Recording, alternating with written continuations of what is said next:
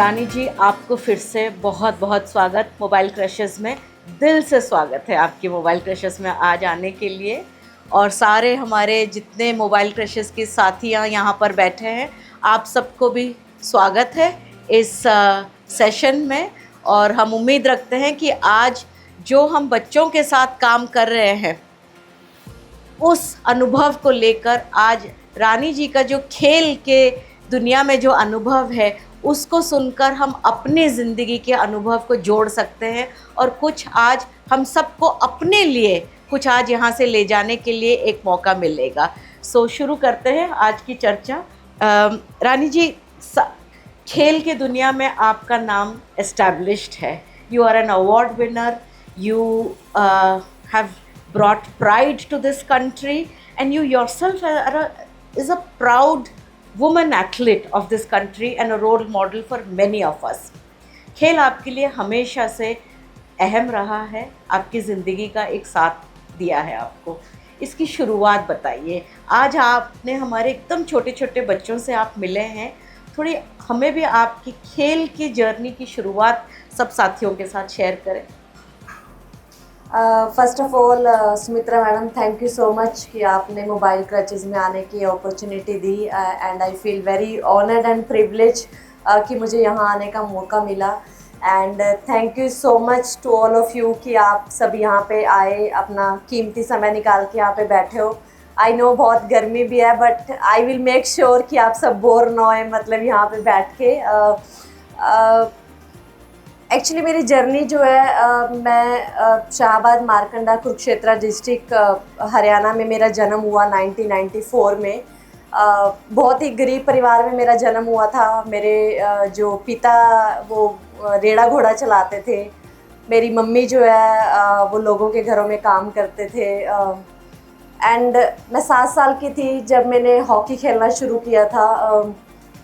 शायद सबको लग रहा होगा कि एक शाहबाद जैसी जगह से निकल के भी कोई इस मुकाम तक कैसे पहुंच सकता है, बट मैं आप सबकी नॉलेज के लिए बता दूं कि आप कभी गूगल पे सर्च करोगे तो आपको पता चलेगा कि शाहबाद मारकंडा में वुमेंस हॉकी की सबसे बड़ी हॉकी एकेडमी, फेमस एकेडमी थी, जहां से मोर देन 80 लड़कियां इंडिया को रिप्रेजेंट कर चुकी हैं, जिसमें से 8 लड़कियां इंडिया को कैप्टन कर चुकी हैं। सो मैं बहुत लकी थी कि मैं उस जगह पे पैदा हुई, मुझे वहाँ खेलने का मौका मिला।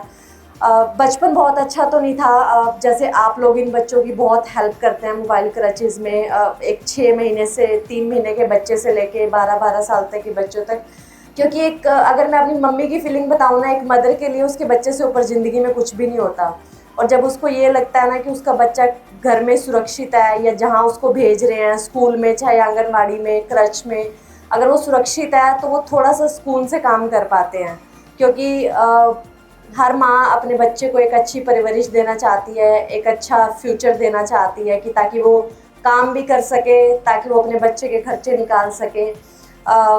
मेरी मम्मी ने भी सेम किया, क्योंकि मेरी मम्मी बिल्कुल कभी पढ़े नहीं थे, स्कूल नहीं गए थे, तो हम कई बार ऐसे मम्मी को मजाक भी करते थे, आपका पढ़ने में मन नहीं था या आपको पढ़ाया नहीं था। तो वो बोलते थे मन तो बहुत होता था, बट हमारे पेरेंट्स ने कभी हमें स्कूल नहीं जाने दिया। एंड वो अंगूठा लगाते थे तो हम मतलब कई बार बच्चे थे तो समझ नहीं थी, बोलते थे कि आप अंगूठा लगाते हो अभी भी। बट वो एक बात ज़रूर मुझे बोलते थे कि बेटा मैं तो नहीं पढ़ी कभी, पर मैं बिल्कुल चाहती हूँ कि तू एक अच्छी पढ़ाई करे, कुछ करे ज़िंदगी में ना। बट खेल, यस, पता नहीं खेल ने मुझे चुना कि मैंने खेल को चुना है, डोंट नो, बट यस, खेल बहुत ज़िंदगी का एक अहम हिस्सा रहा है। 7 साल से जर्नी शुरू की, उसके बाद बहुत डिसिप्लिन लाइफ हमने सीखी है, जहाँ पे घर में इतनी गरीबी देखी है हमने कि अगर एक टाइम खाना मिल गया तो ये नहीं पता दूसरे टाइम खाना मिलेगा नहीं मिलेगा।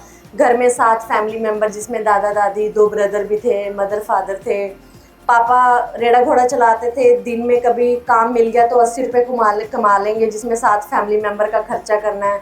नहीं कमाया तो फिर भी वैसे ही चल रहा है। अकेडमी में सारे बच्चों के लिए कंपलसरी था कि आपको आधा किलो दूध लेके जाना है जो आपको पीना है, बट हमारे तो आधा किलो दूध घर में ही नहीं आता था पूरा फैमिली के लिए, चाय के लिए ना। तो वो सब दिन मैंने देखे हैं, बट एक जुनून, एक हौसला हमेशा से था कि अगर हमने भी कुछ ना किया ना लाइफ में तो ये गरीबी कभी नहीं बदली जाएगी, पेरेंट्स की लाइफ कभी नहीं बदली जाएगी, खुद की लाइफ ऐसे रहेगी। एंड वो जुनून, वो हौसला कभी ख़त्म नहीं हुआ, क्योंकि पापा ने शुरू से सिखाया था, जो खुद इतनी मेहनत करते थे कि बेटा जब भी कमाना है ईमानदारी से कमाना है, मेहनत से कमाना है, और ऐसी कोई चीज़ नहीं है जो आप ज़िंदगी में नहीं कर सकते। तो हमेशा मेहनत करना पापा से सीखा था। इतनी गर्मी में लोगों की इंटेंट होना, उन्होंने रेड़े पे सीमेंट ढोना, तो जब उनको देखते थे तो ऐसा लगता था कि नहीं, अगर वो कर रहे हैं तो हम भी कर सकते हैं मेहनत करना ना। फिर बहुत बहुत मुझे लगता है कम लोग या लकी लोग होते हैं जिनको अच्छे मेंटोर्स, गाइड मिल जाते हैं लाइफ में। समटाइम्स बहुत बच्चों के पास बहुत टैलेंट होता है, बहुत हार्ड वर्किंग भी होते हैं, बट उनके पास वो अच्छी गाइडेंस नहीं होती। एंड मैं ब्लेस्ड हूँ कि मेरे पास बहुत अच्छे कोच थे जिन्होंने मुझे लाइफ में गाइड किया, मेंटोर किया कि लाइफ में कैसे आगे बढ़ना है। जिनको जो कि द्रोणाचार्य अवॉर्डी हैं सरदार बलदेव सिंह, अभी 10 दिन पहले उनको गवर्नमेंट ऑफ इंडिया ने पद्मश्री के साथ भी सम्मानित किया है, जो कि बहुत पहले उनको मिलना चाहिए था, क्योंकि हमारे जैसी इतनी बच्चियां उन्होंने वहाँ से निकाली हैं शाहबाद से। जैसे आपके बच्चे हैं ना यहाँ पे, जिनकी माएँ कंस्ट्रक्शन साइट पे काम करती हैं। आई एम सॉरी मैं थोड़ा टाइम ज़्यादा ले रही हूँ, बट मैं रियल स्टोरीज बताना चाहती हूँ। बताइए। हमने ऐसी लड़कियां भी देखी हैं जो हमसे बहुत सीनियर थी शाहबाद मारकंडा में। हमने जब उनको देखा था ना कि वो बच्चे ढूंढ ढूंढ के लाते थे कि कौन से बच्चों को हम हॉकी खिला सकते हैं गरीब घरों से लेके, तो वो एक बार ऐसी कंस्ट्रक्शन साइट जहाँ पे होती हैं, जहाँ झोपड़ी में लोग रहते हैं साइड में, वो वहाँ गए। उन्होंने एक छोटी सी लड़की को पकड़ के लेके आए थे कि आप हॉकी खेलोगे क्या? तो उन्होंने, उस बच्ची ने बोला कि मुझे तो नहीं पता हॉकी क्या होता है। तो वो बोले कि मम्मी पापा बोलेंगे तो खेलेंगे। तो वो बोले तेरे मम्मी पापा को तो क्या ही पता होगा, उनको तो काम का ही पता होगा सिर्फ। ऑफ कोर्स माँ बाप को काम का, क्योंकि उनको तो बच्चे को शाम को खाना खिलाना ना, 3 टाइम उनका तो मोटिव सबसे पहले खाना होता है कि मेरे बच्चा किस तरह 3 टाइम अच्छा खाना खा ले। वो लड़की को जब लेके आए कंस्ट्रक्शन साइट से, एंड उनका जब उन्होंने उसको खिलाया, इतने साल मेहनत कराई। उसका नाम सुरिंदर कौर है लड़की का, उन्होंने नाम भी चेंज किया बचपन से। उसका नाम कुछ और था, लेकिन उन्होंने उसको कौर बना के कि ये एक लड़ने वाली लड़की बननी चाहिए। बहुत सारी लड़कियां ऐसी थी, बट एक स्टोरी इसलिए बता रही क्योंकि ये मोबाइल क्रचेस से रिलेट होके है। वो जब उसको लेके आए, वो लड़की प्राउडली 10 साल उसने इंडिया को रिप्रेजेंट किया। 10 साल वो लड़की इंडिया के लिए खेली, उसको अर्जुन अवार्ड मिला। एंड उसके बाद वो हरियाणा पुलिस में डीएसपी की उसको जॉब मिली। अभी वो गुड़गांव में एसपी है लड़की। सो आप सोच भी नहीं सकते, मतलब कहाँ एक कंस्ट्रक्शन साइट से बच्चा, एक लड़की आई थी, बट वो उनका बिलीव था, उनको ये था कि मुझे गरीब से गरीब बच्चे लेके आने हैं जो मेहनत कर सकते हैं, जिनको लड़ना आता है, जिनको चैलेंजेस से ऊपर उठ के काम करना आता है, ना कि सिर्फ जिनको बिना एसी के भी रहना आता हो, जिनको बिना खाने के भी लड़ना आता हो लाइफ में ना, कि अगर आपको खाना नहीं मिला आपको स्टिल लड़ना आता है। सो जब हम ऐसे ऐसे लड़कियों को देखते थे ना, तो तब हमें बिलीव होने लगा कि अगर ये कुछ लाइफ में कर सकते हैं ना, तो हम भी बहुत कुछ कर सकते हैं। एंड जैसे आप मोबाइल क्रचेस में काम कर रहे हो, इन बच्चों को एक सुरक्षित भविष्य दे रहे हो कि इनकी माएँ सुकून से काम कर सके, वैसे एक मोबाइल क्रचेस का काम मुझे लगता है हमारे तो कोच ने किया है हमारी मदर फादर के लिए, क्योंकि उनके पास बच्चे जाके सुरक्षित रहते थे, उनको पता था यहाँ पे बच्चे कुछ बनेंगे। सो जो आप काम कर रहे हो, मैं बहुत मतलब ऑनेस्टली इतनी खुश हुई यहाँ पे आके ना। उन बच्चों के लिए नहीं, ऑफकोर्स उन बच्चों के लिए हुई, बट मैं उन लेडीज़ के लिए बहुत खुश हुई जो सुकून से काम करती होंगी, क्योंकि हमारी मम्मियों ने भी वो दौर देखा है। एंड कल को हमें भी मदर्स बनना है, हमें भी अपने बच्चों की बहुत फिक्र रहेगी कि हमारा बच्चा सुरक्षित, क्योंकि एक लेडी ना बहुत कुछ अपने अंदर लेके चलती है, बहुत जिम्मेदारियों का बोझ जो है वो अपने साथ लेके चलती है। जब उसको पता हो कि मेरा बच्चा सुरक्षित है, एंड कल को जब वो बच्चे कुछ बनेंगे ना अपनी लाइफ में, जो भी यहाँ है, तो आप सब जितने यहाँ बैठे हो, कहीं ना कहीं आप अपने घर में बैठ के ना, आप जरूर, बिलीव मी, आपके एक बार तो जरूर आंसू आएंगे कि इस बच्चे की जर्नी में हमने भी कुछ तो कंट्रीब्यूट किया है। सो आई थिंक वो आपकी सबसे बड़ी कमाई है ज़िंदगी की ना। पैसा सब कमा लेते हैं, कोई थोड़ा कम कमाता है, कोई थोड़ा ज़्यादा कमाता है, बट मुझे लगता है इस दुनिया में आके अगर आपने किसी की लाइफ में कुछ इम्पैक्ट डाला है, अच्छा इम्पैक्ट डाला है ना, तो उससे बड़ी कमाई कोई भी नहीं होती। क्योंकि वो जो आपको एक रात को सुकून देती है ना, सोने के लिए, काम करने के लिए, कि इस बच्चे की ज़िंदगी में मैंने कुछ कंट्रीब्यूट किया है, उससे बड़ा कोई धन दौलत नहीं होती लाइफ में ना। बहुत ही अच्छा, बहुत अच्छा। ऐसे लग रहा है जैसे पूरी कायनात एक साथ आई हैं कि रानी रामपाल जी को मोबाइल क्रशेस में वो लेकर आए, आपको हम जाने और आप हम सबको और हमारे काम को और हमारे बच्चों से मिलो, क्योंकि एक आज ये एक मौका ऐसे बैठे बैठे मुझे लग रहा है कि ये कहानी आपकी ज़िंदगी और सफ़र की कहानी, और मोबाइल क्रशेज़ में हज़ारों बच्चों की कहानी बहुत मिलती जुलती है। और आपकी परिवार का जो संघर्ष रहा है, हम भी ऐसे बच्चों के साथ काम करते हैं जो जिनकी परिवारों का कई जगह पर ऐसे ही सिमिलर संघर्ष रहा है, और हो सकता है और भी कठिन रहा हो। तो एक उम्मीद मिलती है कि अच्छा काम करते रहें, ज़मीन से जुड़ कर करते रहें, तो कल को ढेरों रानी रामपाल इस देश को रिप्रेजेंट करेंगे और इस तरह रोल मॉडल बनेंगे, बाकी बच्चों के लिए, खास करके लड़कियों के लिए रोल मॉडल बनेंगे। एक आपकी कहानी में एक और जो बाकी हमारे बैठे हैं उनके साथ अगर आप शेयर करना चाहें, आपने माँओं के का जो भूमिका है आपने उस पे ज़िक्र किया कि आपकी मम्मी ने कितनी मेहनत करी और कितनी चाह के साथ कि मेरे बच्चे पढ़ लिख कर कुछ और बने, है ना? लेकिन हम सबको मालूम है कि बचपन से ही पिताओं का भी उतना ही रोल रहता है ना? परवरिश का रोल सिर्फ माँओं का नहीं होता है, इक्वल रोल होता है पिताओं का रोल। आपने अपने फादर के बारे में शेयर किया कि कितनी उन्होंने मेहनत करी। थोड़ा-सा आप अपने फादर के बारे में भी बताइए कि आपके पिता, आपके फादर का क्या रोल आपकी जर्नी में रहा? क्या वो शुरू से आपको हॉकी स्टिक पकड़ाए उन्होंने कि हाँ बेटा तुम खेलना चाहते हो तो हम तुमको खिलाना चाहते हैं? वो वाली रिलेशनशिप को आपने कैसे आगे बढ़ाया आप? आई एम श्योर यहाँ पे जितने लोग बैठे हैं बहुत सारे पेरेंट्स भी बैठे होंगे, लाइक स्पेशली जो मेल्स बैठे हैं, उनके पास किसके पास बेटी है आपके घर में? राइट तो आपने रिलेशनशिप की बात की, तो आप ये सब जितने बैठे हैं ये रिलेट करेंगे। दुनिया में जो काम इनसे कोई नहीं करा सकता होगा वो इनकी बेटी इनसे कराती होगी। ये बात बिल्कुल ये सही। एक रिलेशनशिप जो फादर और डॉटर का होता है ना, वो ये रिलेशनशिप होता है।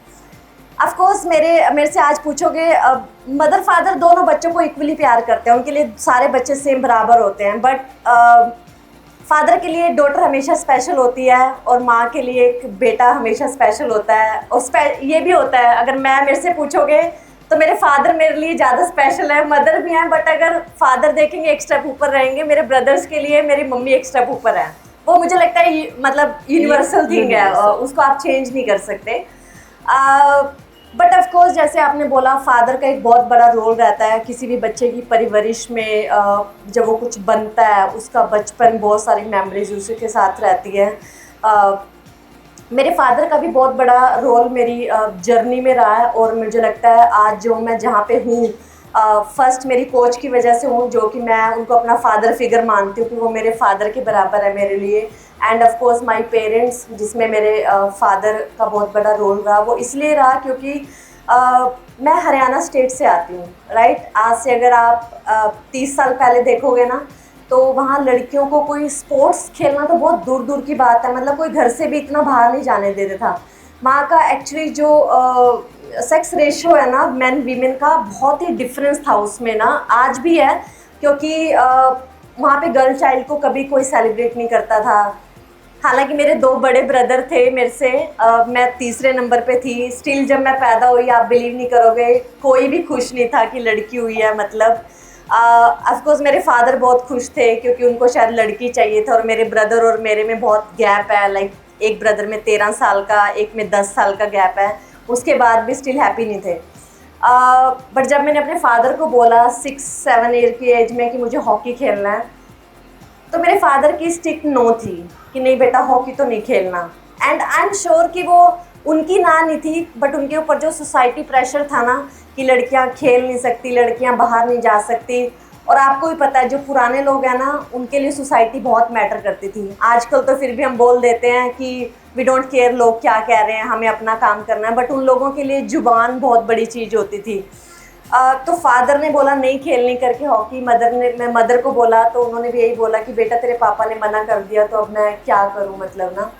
काफ़ी जिद की। अगेन बेटियों में शायद वो टैलेंट होता है कि जिद करके अपने बाप को किसी तरह मना ही लेती हैं बचपन से ना। तो हमने भी कोशिश की, बहुत जिद की पापा को मनाने की कि एक बार चांस दे दो खेलने का, अगर कुछ नहीं किया लाइफ में तो आप प्लीज़ निकाल लेना हॉकी से। देन मुझे लगता है जो उन्होंने स्टैंड लिया ना, जब उन्होंने मुझे हॉकी खेल के उन्होंने बोला बेटा चल ठीक है तू खेल ले हॉकी, बट कुछ ऐसा मत करना लाइफ में जिससे मेरा सिर झुके कभी। एंड आप सबको पता है हरियाणा जैसे स्टेट में सिर झुकाने का क्या मतलब होता है लड़की का ना, कि बिकॉज अभी तो मेरी शादी होगी तो मैं इसलिए बोल रही हूँ, मैं ये होता है कि अगर किसी ने लव मैरिज कर ली तो मतलब पिता का सिर नीचे हो जाता था कि मेरी लड़की ने कैसे लव मैरिज कर ली।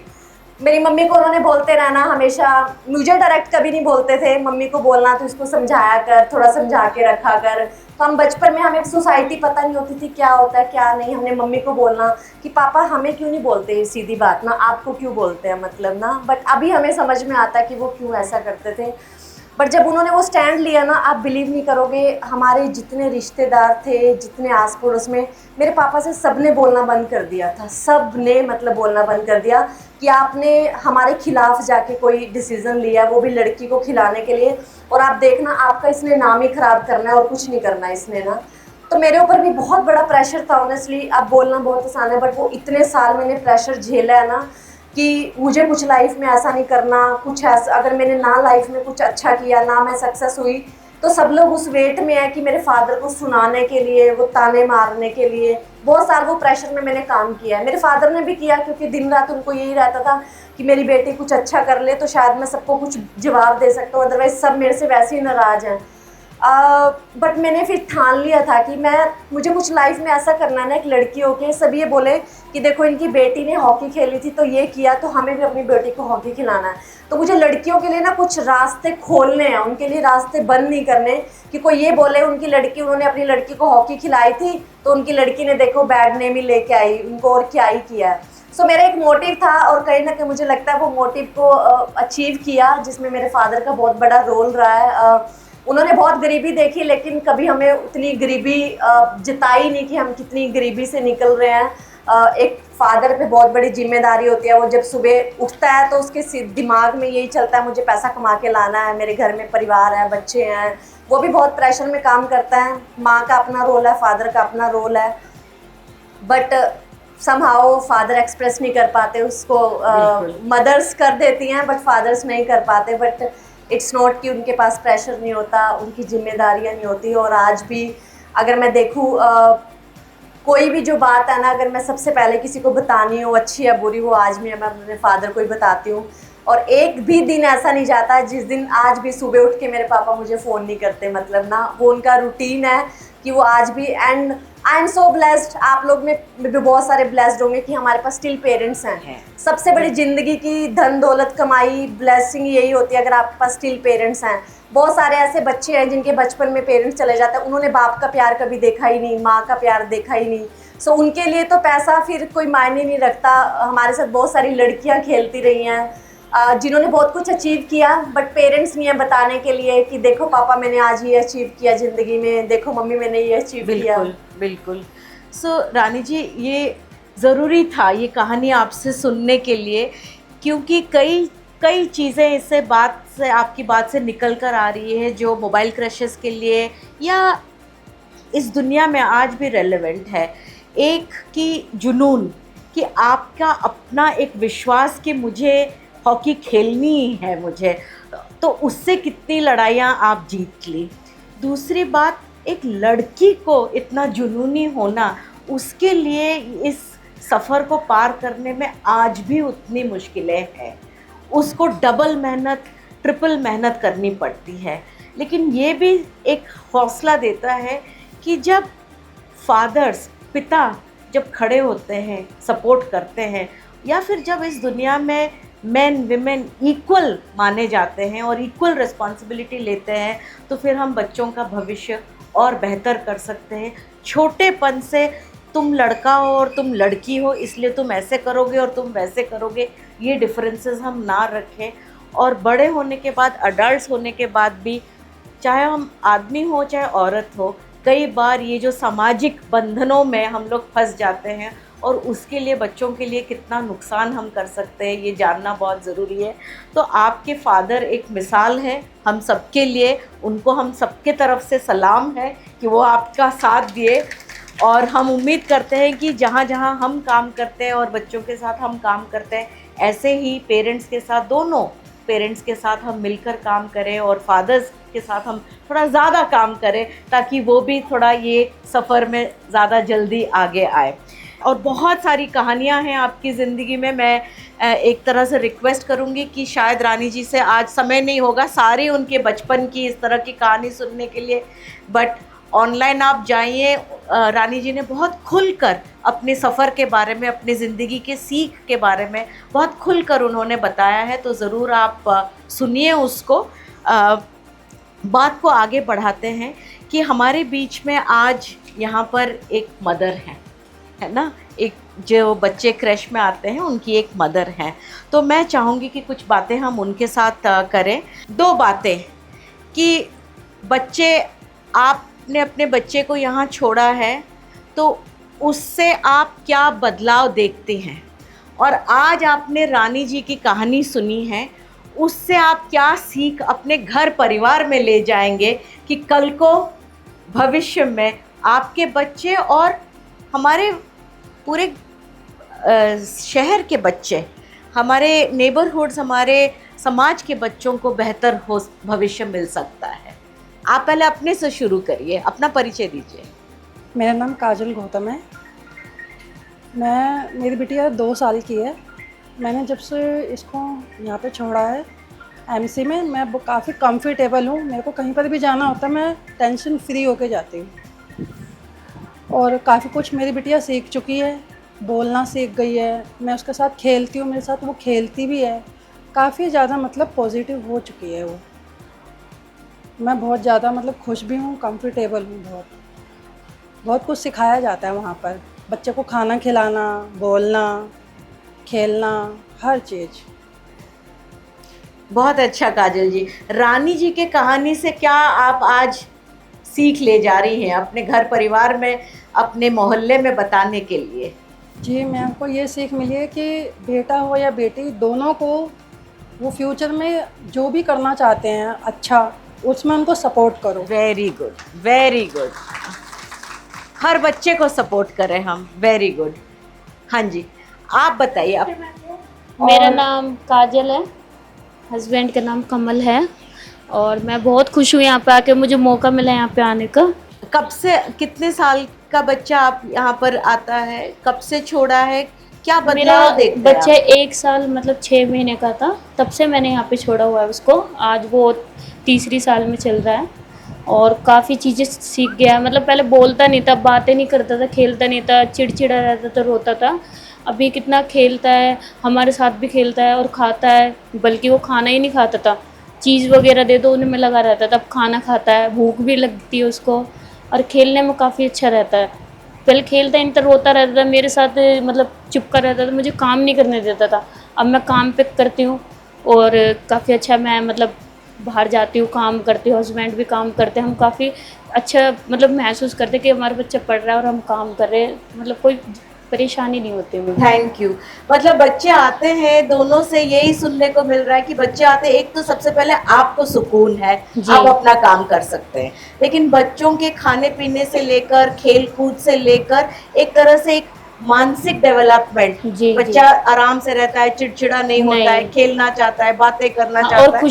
खुशी से जाता है वहाँ पे, मतलब घर से निकल के वहाँ पे जाना अच्छा लगता है। अच्छा लगता ये है। नहीं कि मतलब मेरे को नहीं जाना, कहीं भी नहीं, हाथ ये- छोड़ के सीधा अपना चला जाता है इस मतलब। बात पे तो आप, हम सब एक बारी हमारे क्रैश वर्कर को सलाम करें। जी बिल्कुल, और- है ना? हाँ, इतना प्यार मतलब बच्चों से करते कि हाथ छोड़ के बच्चा खुद ही मतलब जाता है, जैसे गोदी में ले लेते हैं बच्चों को, प्यार से अंदर छोड़ते हैं। ये चीज़ बिल्कुल, बहुत केयरफुल क्योंकि है। वो बिल्कुल अपने घर जैसे बच्चों को यहाँ पर पालते हैं। धन्यवाद। रानी जी से क्या सीख ले जा रही हैं आप? मतलब मैं इतनी खुशी हो रही हूँ, उनकी बातें सुन के, लगा ही नहीं मतलब कि ये इतने छोटे मतलब उठ के और इतने आज मकाम पे हैं, मतलब विश्वास ही नहीं हो रहा था पहली बात तो। और फिर इतनी खुशी हो रही थी इनकी बात सुन के, लगा ही नहीं मतलब कभी हम इनसे मिल पा रहे, बात कर पा रहे, काफ़ी खुशी हो रही थी। अब बच्चों से हमें यही सीख, मतलब बच्चों के लिए यही सोच के चल रहे कि हमें भी बच्चों को अब कुछ बनाना है। Very क्योंकि good. जब हम इनसे इतनी सीख ले रहे कि ये कुछ कर सकते, तो हमारे बच्चे क्यों नहीं कर सकते। बिल्कुल, ये यही उम्मीद है। हाँ, एक उम्मीद जागरूक हुई है कि मतलब कि हाँ कुछ कर सकते हैं अब हमारे बच्चे भी, क्योंकि हमें बिल्कुल। इतनी हेल्प मिल रही है आपके यहाँ से। तो ज़रूर कर सकते हैं। छोड़ना नहीं है, बच्चों की उम्मीद के साथ अपनी उम्मीद को जोड़ के रखना है ना। बिल्कुल, बहुत बहुत धन्यवाद। थैंक यू, सभी को thank you everyone. Thank you. और एक आखिरी में हमारे साथ आज एक पिता भी है, तो हम पिताओं को कैसे पीछे छोड़ सकते हैं। तो आप बताइए कि कितने साल का बच्चा आपका यहाँ आता है, कब से आता है, अपना परिचय और अपना सफ़र बताइए। मेरा नाम आदित्य है और मैं as a youth mobile crutches के साथ मेरा जुड़ाव रहा है, तो काफ़ी समय से। और मैंने क्रैश को बहुत करीब से देखा है। क्रैश में जो देख रेख और जो माहौल है उसको मैंने बहुत करीबी से जाना है, देखा है, उसमें रहा हूँ। तो मैं अगर अपने बच्चे की बात करूँ तो मैंने 1 साल से अपने बच्चे को क्रैश में छोड़ा, और जो माहौल मिलना चाहिए बच्चे को खेल खेल में, जो बच्चा सीखता है प्रॉब्लम सॉल्विंग, नेतृत्व की भावना, धैर्य, कैसे खेल कूद एक्टिविटीज़ के माध्यम से जो बच्चों में ब्रेन डेवलपमेंट होता है, उस उद्देश्य से मैंने अपने बच्चे को क्रैश में छोड़ा था। और अभी मेरा बेटा 5 साल का है। तो जो सोच थी कि बच्चे को एक सुरक्षित माहौल मिले, देख रेख अच्छी हो, और जो बात हो रही थी कि कहीं ना कहीं जो देख रेख करता है वहाँ पे क्रैच वर्कर हैं, उन्होंने वो भरपूर माहौल बच्चे को मिला है मेरे। और बच्चा मेरा काफ़ी एक्टिव है। सबसे बड़ी बात है, खुश रहता है बच्चा। जब बच्चा खेलता है तो खुश होता है और इंगेज होता है, तो उसमें बहुत कुछ सीखता है बच्चा। धन्यवाद आदित्य। कितनी बड़ी बात है कि बच्चा खुश रहता है। और खेल सिर्फ मेडल जीतने के लिए नहीं है। आप जैसे कहते हैं ना कि खेल सिर्फ मेडल जीतने, अव्वल नंबर आने के लिए नहीं, अभी की खुशी के लिए भी खेल उतना ही ज़रूरी है। और ये बात आदित्य आपने कहा, हम उम्मीद करेंगे कि आप ऐसे ही इंस्पायर करते रहे, बाकी और फादर्स को, पिताओं को भी आप इंस्पायर करते रहे। और मोबाइल क्रशेस में अपने बचपन से लेकर अपने बच्चे के बचपन तक सफ़र को पूरा करने के लिए आपको भी बहुत बहुत धन्यवाद। सलाम। क्योंकि सभी बच्चों का अधिकार है, बच्चों को खेल इस तरह का माहौल मिलना चाहिए, सही बच्चों को क्रैश मिले, उस तरह की सुविधा मिले। ये अगर मिलेगा तो माता पिता निश्चिंत होकर, जो मेरे लिए भी बहुत बड़ी बात रही है, मैं निश्चिंत होकर अपना काम कर पाया। मेरी वाइफ भी वर्किंग है, तो ये सुविधा मुझे लगता है सबको मिलना चाहिए, ताकि सभी पूरी क्षमता से विकसित। बहुत अच्छा, थैंक यू आदित्य। सो रानी जी, एक आज समय कम है, आपको भी जाना है और गर्मी भी बहुत ज़्यादा है, लेकिन आखिरी चर्चा जो है, एक तरह से जो हम सुनते हैं, पढ़ोगे लिखोगे तो बनोगे नवाब, लेकिन आपने तो प्रूव कर दिया कि खेलते खेलते खेलोगे, दम लगा के खेलोगे तो बना दोगे लाजवाब। आपने बिल्कुल ये प्रूव किया है। आखिरी आपका क्या मैसेज होगा मोबाइल क्रशेस के लिए? और मेरे तरफ से एक आखिरी गुजारिश आपके लिए है कि ये दुनिया आज आपके खेल के दुनिया में, ये दुनिया को हमने इंट्रोड्यूस किया और आपने देखा, इस बात को, एकदम छोटे बच्चों के बात को आप अपने खेल के सफ़र में कैसे जोड़कर हमारे लिए आप एम्बेसडर बन पाओगे और बनोगे? थोड़ा सा हमें भी वो उम्मीद दीजिए। फर्स्ट ऑफ ऑल, जैसे मैंने ऑलरेडी बताया कि मोबाइल क्रचेस जो इतना अच्छा काम कर रहा है, आप लोग किसी भी बच्चे के लिए सबसे पहले उसकी हेल्थ होती है। आप न्यूट्रिशन पे बहुत काम करते हैं कि उसको एक अच्छा पौष्टिक खाना मिले। उसके बाद होता है कि उसका जो पढ़ाई है वो अच्छा हो। आप लोग यहाँ पे उनको बुक्स लेके पढ़ाते नहीं हो, राइट, कि रट्टे लगवाने। आप उनको खेल के माध्यम से पढ़ाते हो ताकि उनको मज़ा भी आए और वो लोग कुछ सीखे भी, उनका ब्रेन भी डेवलप हो।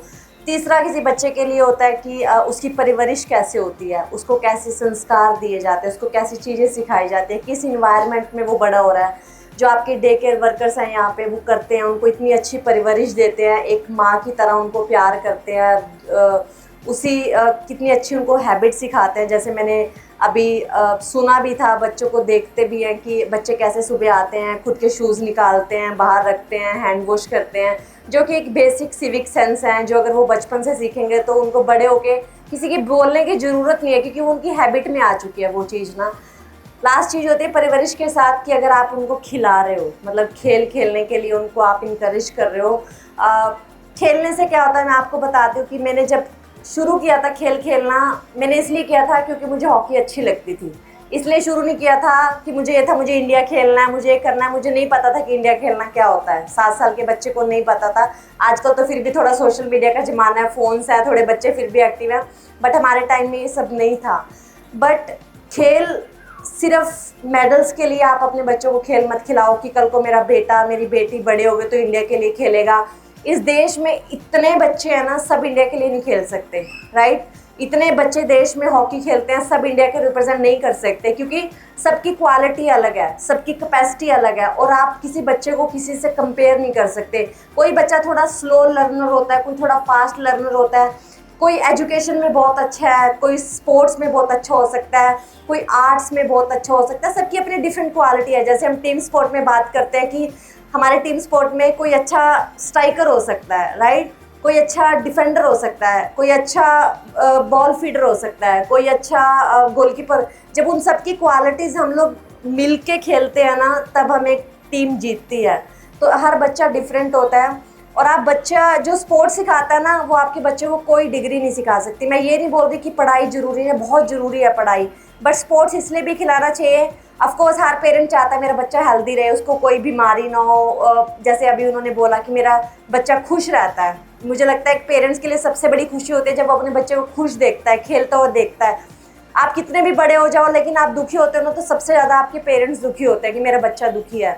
उसकी मेंटल ग्रोथ, जब वो खेलता है उसको मेंटली डिसीजन लेने आते हैं, सेटबैक्स आते हैं, उसको फेस करना आता है कि मुझे इस सेटबैक से ऊपर उठना है, मुझे लाइफ में गिव अप नहीं करना। वो एक एटीट्यूड आता है उसके अंदर, एक कमिटमेंट होती है, जो डिसिप्लिन आता है कि आपको टाइमली सोना है, टाइमली उठना है। आप थकते हो तो आप टाइमली सो जाते हो, आपको भूख लगती है, आप फ़ोन से दूर रहते हो। आजकल सबसे बड़ी पेरेंट्स की प्रॉब्लम है बच्चों को फ़ोन से कैसे दूर रखना है। आप खिलाओगे उसको, जब हर एक दिन उसको 1-2 घंटा खेलने के लिए भेजोगे, रात को आएगा थका हुआ आएगा, खाएगा, सोएगा, टाइम से उठेगा, उसका एक रूटीन बन जाता है कि मुझे करना ही करना है।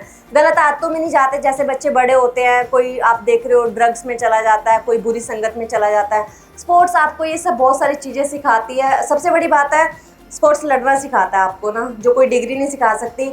डजेंट मैटर आप सब यहाँ कितनी सारी डिग्री लेके बैठे होंगे, हम बैठे होंगे, बट हर किसी की डेली लाइफ की चैलेंज अलग हैं, स्ट्रगल अलग हैं। उसमें आप जो है ना मेंटली कैसे डिसीजन लेते हो, इमोशनली कैसे हैंडल करते हो, वो आपको कोई डिग्री नहीं सिखा सकती। आप आज आपका काम करने का मन नहीं है, बट आपको स्टिल जाना है, काम करना है, वो आपके इमोशन स्ट्रॉन्ग होने चाहिए, आप यहाँ से मेंटली टफ होने चाहिए, तब आप कर पाते हो, राइट।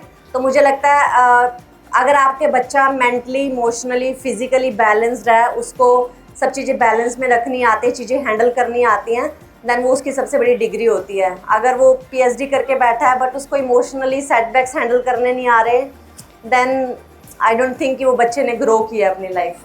खेल का मैदान लाइफ का क्लासरूम है ना। बिल्कुल, लाइफ लेसन्स खेल के मैदान से सीखते हैं। चलो इसी बात पे रानी जी, आप भी हमारा नारा याद रखना, खेलते रहो, खिलते रहो, जहाँ जाए कम से कम 1-2 दिन तक।